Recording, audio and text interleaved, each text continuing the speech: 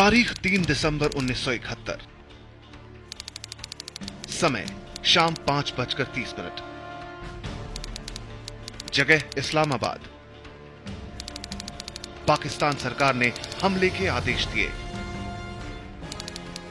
और हमला कर दिया गया।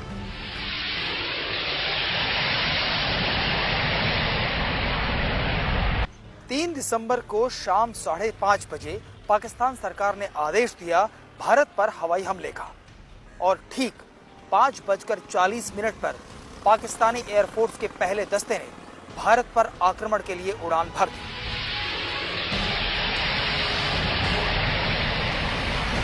पठानकोट, अमृतसर, श्रीनगर, अवंतीपुर और फरीदकोट में पाकिस्तानी एयरफोर्स के लड़ाकू जहाजों ने बम बरसाने शुरू कर दिए। सरगोधा से उड़ान भर के ठीक 5:45 पर अमृतसर के एयरबेस पर पाकिस्तानी हमलावर जहाजों ने बम बरसाने शुरू कर दिए। ठीक 5 मिनट बाद श्रीनगर पर हमला किया गया। इसी वक्त अवंतीपुर बेस पर भी बम गिराए जाने लगे। 5:53 पर फरीदकोट में हवाई हमला करते हुए पाकिस्तानी एयरफोर्स ने P-35 रडार नष्ट कर दिया। पहले हमले से भारतीय एयरबेसों को मामूली सा नुकसान हुआ। पाकिस्तान यहीं पर नहीं रुका। रात 10:30 बजे तक अंबाला, आगरा, हलवारा, अमृतसर, उतरलाई, जैसलमेर, जोधपुर और बीकानेर में भी पाकिस्तानी लड़ाकू जहाज बम बरसाते रहे। अब बारी भारत के जवाब देने की थी। रात होते ही तत्कालीन प्रधानमंत्री इंदिरा गांधी ने रेडियो पर देश को संबोधित किया। ये ऑल इंडिया रेडियो की वही बिल्डिंग है और यही हैं वो गलियारे जहां से इस ऐतिहासिक युद्ध का ऐलान किया गया। और ठीक 9 बजे भारतीय एयरफोर्स ने पाकिस्तान को सबक सिखाने की ठान ली।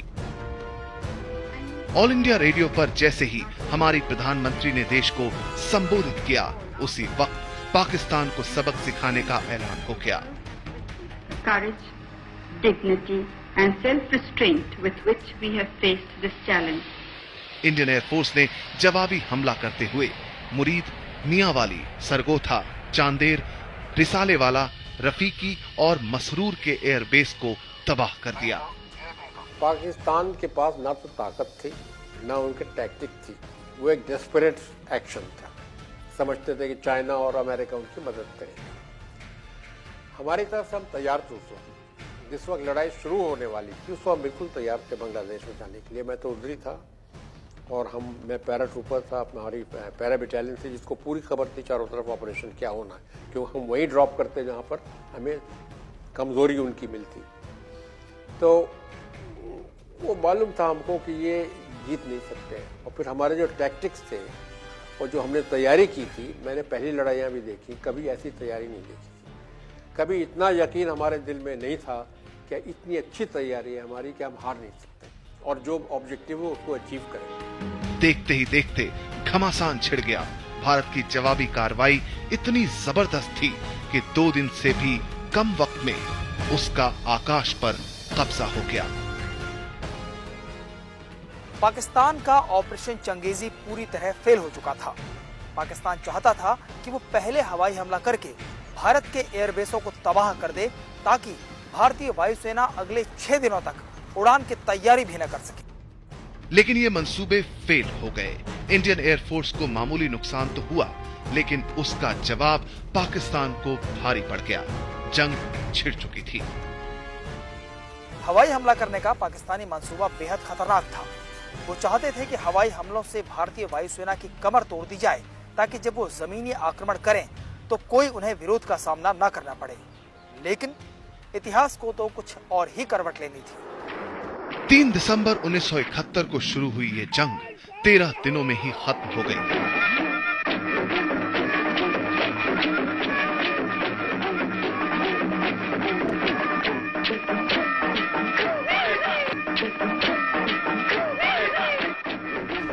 लेकिन ये 13 दिन पाकिस्तान पर भारी पड़ गए। ये दुनिया की सबसे कम दिनों तक चलने वाली लड़ाई थी। इन 13 दिनों में पाकिस्तान का नक्शा बदल गया। 3 दिसंबर को शुरू हुई लड़ाई 16 दिसंबर को पाकिस्तानी सेना के आत्मसमर्पण के साथ खत्म हो गई। 80,000 पाकिस्तानी सैनिकों ने भारतीय सेना के सामने हथियार डाल दिए। इन सैनिकों के साथ 97,000 पूर्वी पाकिस्तानियों के साथ साथ 1200 सिविल नागरिकों को भारत ने युद्धबंदी बना लिया। पूर्वी पाकिस्तान अब बांग्लादेश बन गया, बांग्लादेश आजाद हो गया। बांग्लादेश के संघर्ष की चिंगारियां तो उसी वक्त से सुलग रही थीं जब उर्दू को पूरे देश की राष्ट्रभाषा घोषित किया गया। बंगालियों को ये मंजूर नहीं हुआ। उसके बाद कई राजनीतिक हादसों ने बंगाली जनता के मन में ये विश्वास पैदा कर दिया कि वो पाकिस्तान के साथ खुश नहीं रह सकते। पूर्वी पाकिस्तान में ज्यादातर लोग बांग्ला बोलते हैं। इन लोगों के लिए बांग्ला अपनी मां जैसी थी।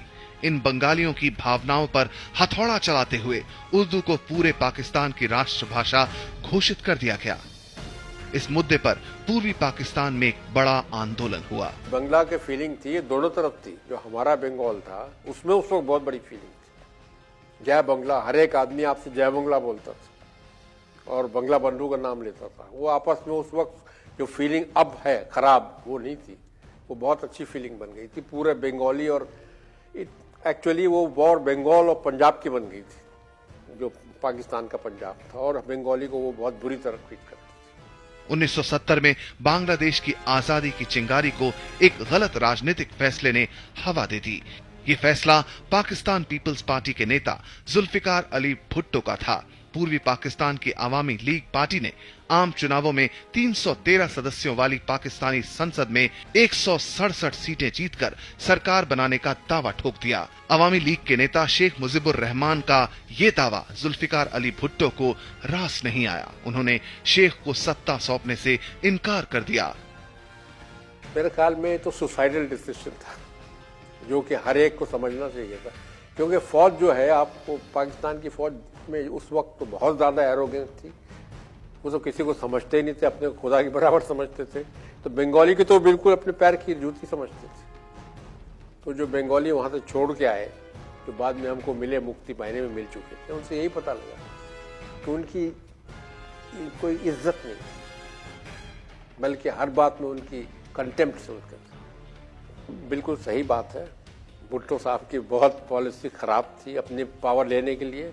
भुट्टो ही साहब की पावर जाती, बाकी तो कुछ होता नहीं, आर्मी की तो वही पावर रहती। तो दोनों ने मिलके एक बंगाली को हम पाकिस्तान का बादशाह कैसे बना दें, उनको कैसे डोमिनेंस दे दें। तो डेमोक्रेसी में तो उन्हीं को मिलती, क्योंकि सब उन्हीं की सीट थी। तो डेमोक्रेसी सबवर्ट करती और अपने मुल्क को भी डिवाइड करवाती। भुट्टो के इस फैसले का पाकिस्तान के तत्कालीन राष्ट्रपति याहिया खान ने भी समर्थन किया और बांग्लादेश में सेना को सड़कों पर बुला लिया गया। पाकिस्तान के राष्ट्रपति याहिया खान को इस बात का जरा भी अंदाजा नहीं था कि बांग्ला जनता की आवाज को कुचलने का खामियाजा पूरे पाकिस्तान को भुगतना पड़ सकता है। पाकिस्तानी सेना ने पूर्वी पाकिस्तान में चुन चुनकर लोगों की हत्याएं करनी शुरू कर दी। बड़े पैमाने पर गिरफ्तारियां होने लगी। ढाका की सड़कों पर अब सेना का कब्जा था। वो तो एक तो डेमोक्रेटिक सेकुलर स्टेट चाहिए थी उनको। पाकिस्तान से हमेशा वहाँ खतरा था हमारे लिए। तो उन्होंने जो मदद मांगी और रिफ्यूजी पॉपुलेशन आना शुरू हुई, तो भारत को ये मजबूरी थी कि उसको लिबरेट करवाने में मदद करे। तो उन्होंने दुनिया में डिक्लेयर करके किया, तो छुपा के काम नहीं किया। मुक्ति बाहिनी की ट्रेनिंग जरूर की कुछ लोग, हमारे आदमियों ने, काफी बाद में, लड़ाई होने से जस्ट थोड़े दिन पहले। लेकिन इसमें कोई छुपा हुआ वो नहीं था। और पाकिस्तान आर्मी का जो ऊपर से ऑर्डर थे, और जो उन्होंने पहले भेजा था, जितने बुचर करने की कोशिश की, वो ऐसा करते थे कि पॉपुलेशन को बिल्कुल परवाह नहीं करते थे। औरतों का खैर तो जो हाल किया उन्होंने वो तो है ही है, रेप और मर्डर। लेकिन आम तौर से इसकी कोई ज़रूरत नहीं थी। जैसे कि बाद में हमको पता लगा कि उनको लोगों को बुलाते थे कि उनके लिए खुदाई करो फौज के लिए, या तो ट्रेंच खोदने की काम या कोई तार बिछाना हो।